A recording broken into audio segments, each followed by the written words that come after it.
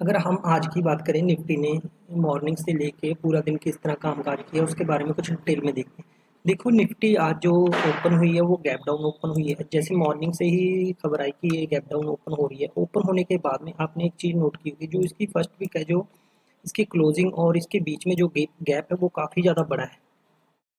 ठीक है, गैप जो है इस वीक का काफ़ी ज़्यादा बड़ा है। देखो यहाँ से ओपन ओपन होने के बाद में इसकी जो ये क्लोजिंग हुई है और इसका हाई जो है, इसके बीच में काफ़ी बड़ा गैप है। कहने का मतलब ये है कि इसे कि इसमें बायर इंटरेस्टेड थे मार्केट को ऊपर लेके जाने में। फिर इसके बाद में सेकंड एक चीज़ नोट कीजिए, देखो यहाँ पर भी काफ़ी ज़्यादा बड़ी वीक बनी है इन कैंडलों की। और इसके बाद में देखो यहाँ से प्राइस एक्शन बनता हुआ धीरे धीरे करके वो ऊपर की साइड देखिए। और इसके बाद में आपने एक चीज़ और देखा होगा कि इसने प्रीवियस लो को ब्रेक नहीं किया और यहाँ से मैंने ट्रेंड लाइन ड्रा कर दी। जब मेरे को सेकंड पॉइंट मिल गया, जब मेरे को फर्स्ट ये फर्स्ट और सेकंड, इसके बाद में जब मेरे को थर्ड पॉइंट मिला तो मैंने यहाँ पर एक ट्रेंड लाइन ड्रा कर दी। ऊपर से तो ऑलरेडी ट्रेंड लाइन बनी गई थी यहाँ से, देखो ये चीज़ है। फिर इसके बाद में एक चीज़ नोट करने वाली है, यहाँ पर जब यहाँ पर मार्केट काफ़ी ज़्यादा टाइम स्पेंड कर रही थी, एक तो यहाँ पर बहुत अच्छी ट्रेड बनी। ठीक है, इसका स्टॉप लॉस, इस हाई का स्टॉप लॉस रख के यहाँ पर एक ट्रेड बहुत अच्छी बनी और उसके बाद में मार्केट इसी। फिर इसमें ये था कि इसमें हम छोटे छोटे पॉइंट की स्कैल्पिंग कर सकते थे। स्कैल्पिंग इस करके कर सकते थे क्योंकि हमें कैंडल के बनते ही ट्रेड लेनी पड़ती है। और इसमें ये है कि जो कैंडल का लो होता है वही हमारा स्टॉप लॉस हो जाता है। जैसे अब मान के चले हम, क्या कहते हैं, यहाँ पर ग्रीन कैंडल ही बन रही है अभी, हाँ तो बन रही है कैंडल, तो हम इसका स्टॉप लॉस ले लेते थे कि भाई ये ऐसे ट्रेंड लाइन ड्रा हो रही है। इसके बाद में एक चीज़ और नोट कीजिए, देखो यहाँ पर इसने काफ़ी देर टाइम स्पेंड किया बट इसने फिर इसी ट्रेंड लाइन के पास में सपोर्ट ली और यहाँ पर भी एक ट्रेड बना।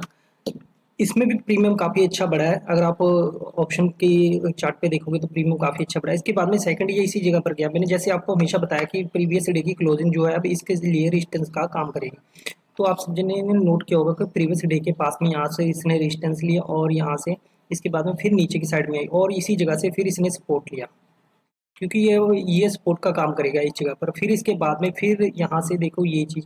और इसके बाद में एक चीज़ आपने नोट की होगी, देखो ये प्रीवियस डे का जो हाई था इसको ब्रेक नहीं किया, इसको ब्रेक नहीं किया और काफ़ी देर मार्केट इसी रेंज के बीच में फंसी रही। रेंज के बीच में छोटी छोटी स्कैल्पिंग का पॉइंट मिलता रहा, क्योंकि ये जो था हमारे लिए अब रेजिस्टेंस का काम कर रहा था।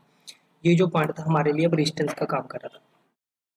ठीक है, जब ये इसी जोन के पास में है फिर यहाँ पर एक ट्रेड बनी। इस पॉइंट को हम रिस्क लेके, क्योंकि हम तब तक इस पॉइंट पर ट्रेड नहीं लेंगे जब तक ये यहाँ पर टाइम स्पेंड नहीं करेगी। अगर टाइम स्पेंड करके नीचे को ब्रेक करेगी तब हमें चांस मिलेगा, पर ब्रेक के ये पॉइंट भी तो छोटे हैं ना। यहाँ पर 20 पॉइंट के लिए ट्रेड मिलेगी अगर हमें।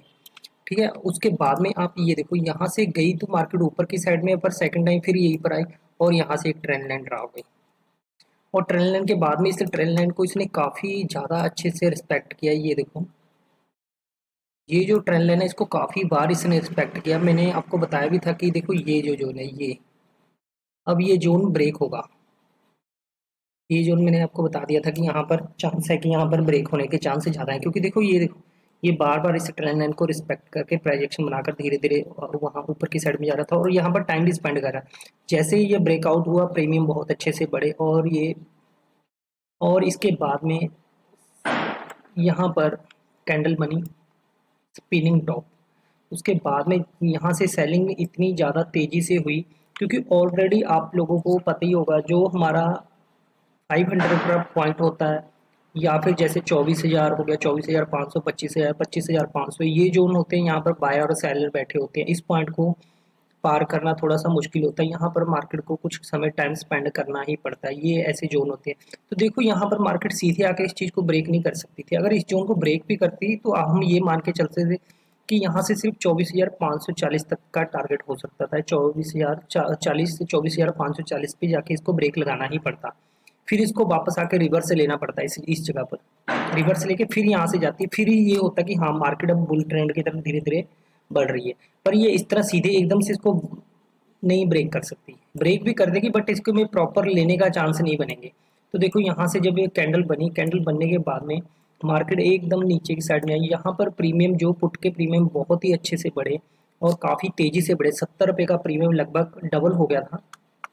तो उसके बाद में सेकंड आप एक चीज़ और नोट कीजिए, फिर उसके बाद में मार्केट नीचे की साइड में आया। नीचे की साइड में आने के बाद में यहाँ पर इसने इस जगह पर इसने सपोर्ट लिया। सपोर्ट लेने के बाद में मार्केट फिर ऊपर की साइड में गया और यहाँ से रेजिस्टेंस लिया और फिर अब देखो एक चीज़ और यहाँ पर नोट करने वाली होगी, आपको दिखाता हूँ मैं। देखो मार्केट नीचे गिरी, इस जगह पर इसने क्या लिया, सपोर्ट लिया।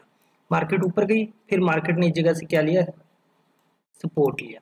पर इस सपोर्ट को क्या कर दिया, ब्रेक कर दिया। ब्रेक करने के बाद में मार्केट नीचे की साइड में गया, बट यहाँ पर इसने क्या लिया, सेकंड टाइम यहाँ पर रेजिस्टेंस। यहाँ पर हमारा एक ट्रेड बनेगा नीचे की साइड में, क्योंकि अब ये क्या काम कर रहा है, इसके लिए रेजिस्टेंस का काम कर रहा है। और सेकंड फिर उसी समय देखो यहाँ पर फिर इसी तरह एक पोजीशन और बनी।